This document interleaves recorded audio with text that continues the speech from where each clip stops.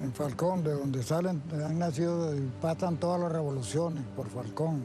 Mi madre María Caterine murió cuando yo tenía 1 año y entonces me llevaron donde mis abuelitos en Nueva Esparta, Anselmo Arcay y María Arcay. Mis abuelos me enseñaron, Margarita, fundamentalmente mi abuela, que era, como decir, una madre superior a la filosofía, muy parecido a lo que fue la abuela Rosinés con Hugo. Ella de pequeño me enseñó a leer y a escribir a mí. A los 6 años yo había leído El Conde de Montecristo, de Alejandro Dumas, La Caridad Cristiana. Todas esas cosas influyeron mucho en mí. Fueron base de sustentación de lo que yo a futuro iba a hacer y a futuro iba a ayudar a Hugo Chávez. Esa influencia bolivariana y cristiana de mi persona sobre Hugo. ¿Usted recuerda cuál fue el primer libro que usted le recomendó a Hugo Chávez? Fundamentalmente la Carta de Jamaica, el discurso ante el Congreso de Angostura, que le daba clase de eso aquí en Cátedra Bolivariana. Y algunos alumnos eran especiales, por decirlo así. En el caso de Hugo, preguntaba y repreguntaba respecto del Libertador. Por ejemplo, el por qué la Carta de Jamaica. Y Hugo, que era enamorado del tiempo, tenía angustia por el conocimiento. Él mismo, de capitán aquí en la academia, mandó a fundir las vainas de los proyectiles que se disparaban en las maniobras para hacer letras de bronce, y las puso ya. Eran años de mucho estudio, de muchas reflexiones, de muchas iniciativas, y una de ellas fue recoger, como recogimos en el polígono de tiro, los cartuchos de las vainas vacías disparados por nosotros mismos, sobre todo por los nuevos de aquel año. Como yo era jefe del Departamento de Cultura, mandamos a hacer las letras estas mismas que están aquí. Hicimos una sábana grande, calculamos, medimos el muro que estaba acá, el que está allí detrás de este monumento que hemos inaugurado. Y fue en Semana Santa, un Jueves Santo, famoso, inolvidable aquel Jueves Santo. Estaba yo de guardia de oficial de día cuando nos pusimos a pegar las letras. Amanecía el Viernes Santo y terminamos de colocarlas allá en ese frontispicio del casino de arriba, como decíamos. Fíjense ustedes, jóvenes cadetes, el pensamiento que escogimos. Tengamos una conducta recta y dejemos al tiempo hacer prodigios. 1984. Nacía en este patio. Tomaba vida y cuerpo el movimiento bolivariano revolucionario 200. Hugo Chávez no es eso que dicen por allí, revolucionario de pacotilla que quieren someterlo a cosas muy subalternas. Hugo Chávez era un gran pensador, casi nunca lo ponía en manifiesto, salvo, por ejemplo, los domingos, durante sus charlas dominicales. Hugo era un gran pedagogo por también tener un maestro pedagogo como usted. Bueno, yo solo fui un gran amigo. Un gran amigo. Un gran amigo de Hugo Chávez. Un hombre que lo quiso mucho y él también me quiso mucho, fue muy grato conmigo. Hugo me ofreció que yo fuera su secretario privado y yo dije, no, Hugo, yo quiero estar al lado tuyo, no quiero que no vaya a haber nada que nos separe a futuro. Después del 11 de abril me dijo para que me ocupara de lo que es hoy el SEBIN. Le dije, no, Hugo, yo quiero estar contigo, ¿no? Al lado de Hugo. Al lado de él. Entonces él dio la orden de que en el avión yo fuera el primero del sobordo. Mi general Peralcay siempre de estar en el sobordo. Entonces cuando viajábamos, la más de las veces ni me preguntaba, pero él sabía que yo estaba allí, ahí está el viejo. Porque él sabía que yo sabía, o yo sabía que él sabía que toda persona humana necesita ser amada, necesita saber que sus angustias, su trabajo, sus necesidades, sus sacrificios son sentidos y compartidos. El día pasado, Diosdado Cabello, en unas reflexiones que hacía por televisión, decía que el que tenga alguna angustia, alguna duda, que se vaya al cuartel de la montaña y pregúntele a la tumba de Chávez cuál es su angustia.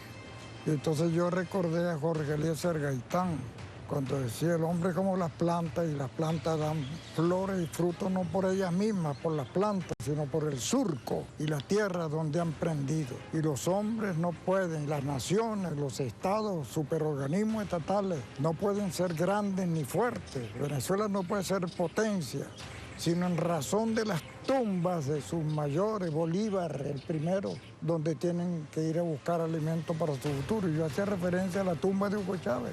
Y ese es el gran peligro, digo yo, para las personas que pretendan dar al traste con el proyecto revolucionario, con todos los defectos que pueda tener, que puedan creer que puedan barrer con los sentimientos de un pueblo que tiene internalizado en su inconsciente, en el helio freudiano, los sentimientos de Hugo Chávez. ¿Usted cree que Eso allí no que nos eso puedan desalojar de la presencia de Hugo Chávez al pueblo venezolano?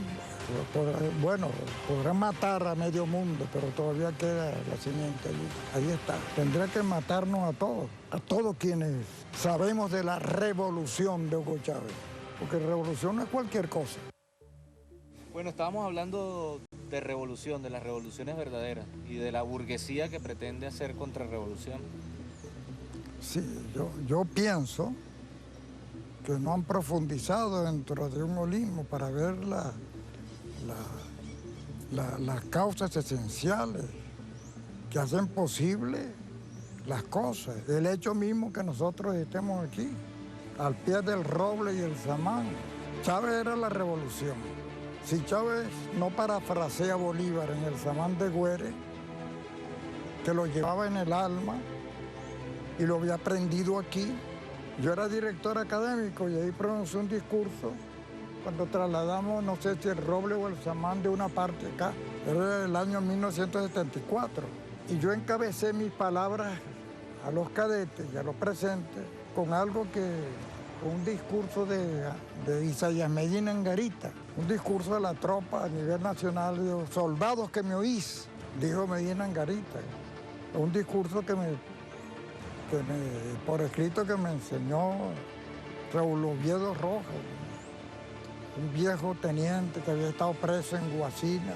Y entonces la expresión soldados que me oís me pareció bonita para comenzar yo mis palabras relacionadas con el samán de Güere, el roble y el samán que está en el himno de la academia. Eso fue el año 1974 para hablarte algo sobre Hugo. Cadetes que me oís. Y comencé a hablar sobre la jura de Bolívar en el Montesacro.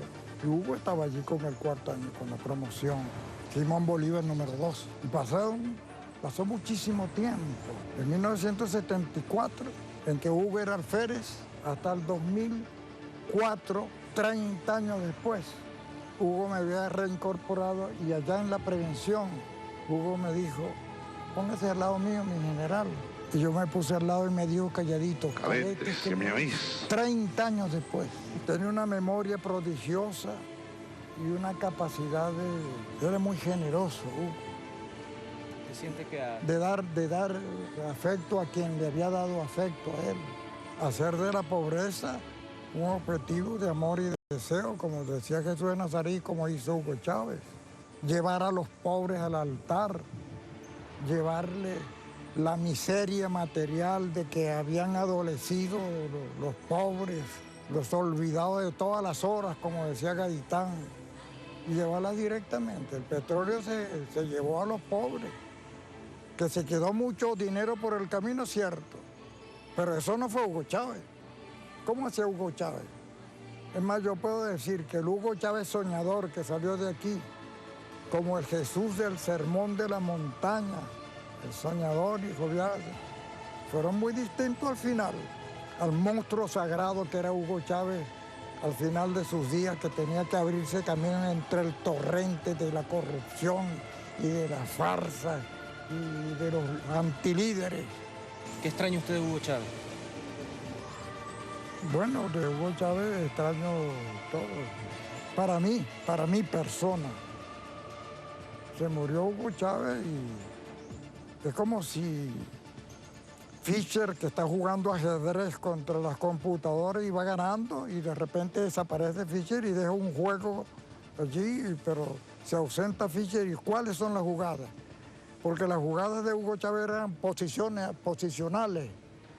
Era de un hombre carlailiano, un héroe, un hombre genésico, un hombre providencial, que no aparece sino de siglo en siglo y no se sabe en qué región misteriosa. ¿Y cómo hace uno para inventar a un Hugo Chávez?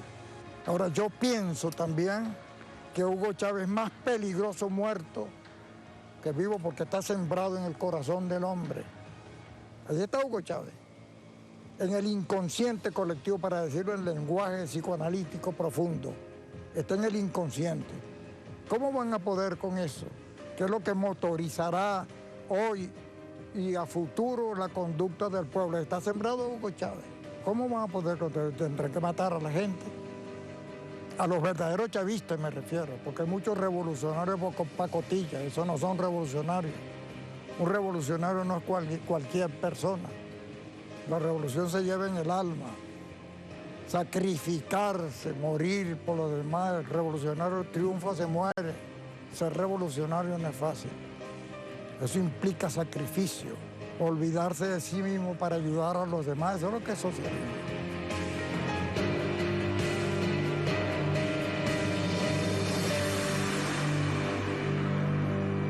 ¿Qué sintió usted cuando desmontaron los cuadros de Bolívar y Chávez de la Asamblea? Ese fue un ultraje. Y se pudo, incluso a nivel del Tribunal Supremo de Justicia, hacer algo. Pues fue un desaire, fue un ultraje al honor militar, un ultraje a la Constitución, que establece en su preámbulo el honor de la patria, Bolívar, un ultraje a Bolívar, nombre de Bolívar. Pero bueno, que eso quedó allí, dentro de tantos problemas. Bueno, los muertos que entierren a sus muertos, diría Jesús de Nazaret. Venezuela está en un camino de perfección, con muchos problemas a cuestas. Los problemas a cuestas, los principales problemas, el hándicap que tiene Venezuela ahorita es el petróleo, el coltán y el oro. Ese es el problema de Venezuela. Ese es el problema que tiene Venezuela. ¿Cómo salir de eso?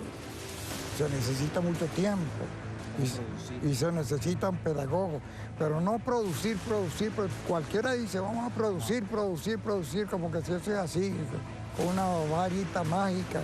No, es un proceso largo. Para que se produjera el éxodo campesino a esto que tenemos hoy, de ser un país monoproductor, se necesitó bastante tiempo. Ahora a la inversa, para volver al campo, a eso se requiere mucha siembra de virtudes.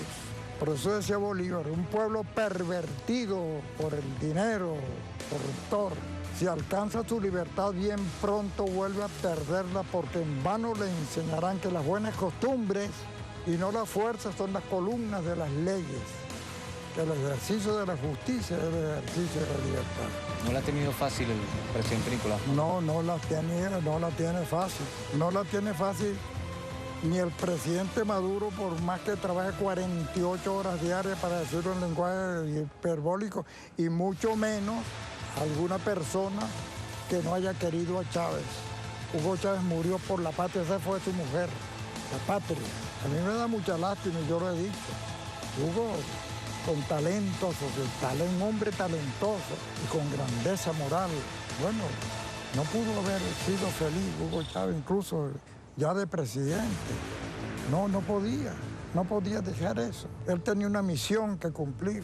Pudiera uno decir con Renan, todo favorece, ese favorecer entre comillas, porque lo lleva a la muerte, todo favorece a los que están designados, a los providenciales, porque marchan a la gloria y al sacrificio por una especie de impulso invencible y de orden fatal. Hugo nació para eso. Y yo se lo dije cuando salió de la cárcel, ya Hugo está enamorado de la muerte. Ahora, él desapareció, dejó un camino, señaló un camino.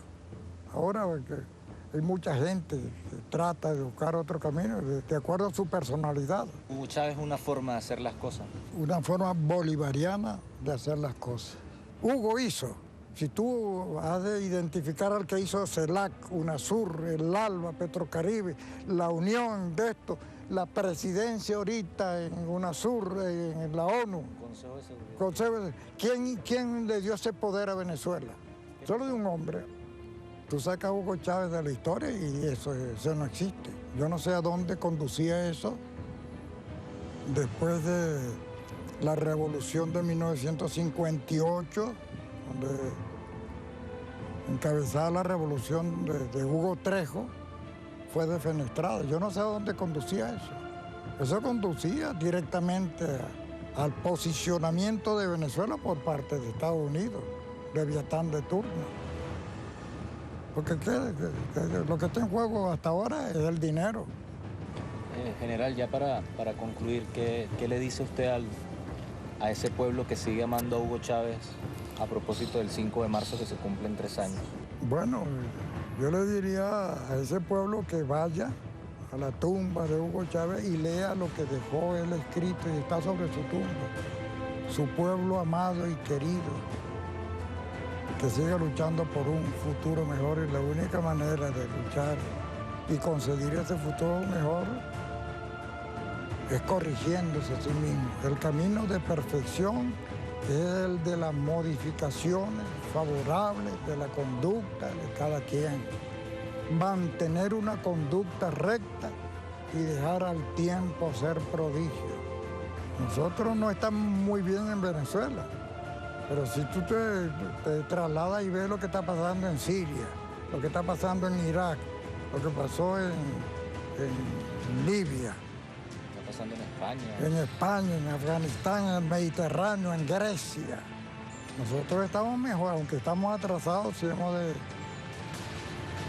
Vemos que no hay ninguna razón que nos diga a nosotros que debíamos estar mejor, habiendo observado las causas de la decadencia que señala Bolívar.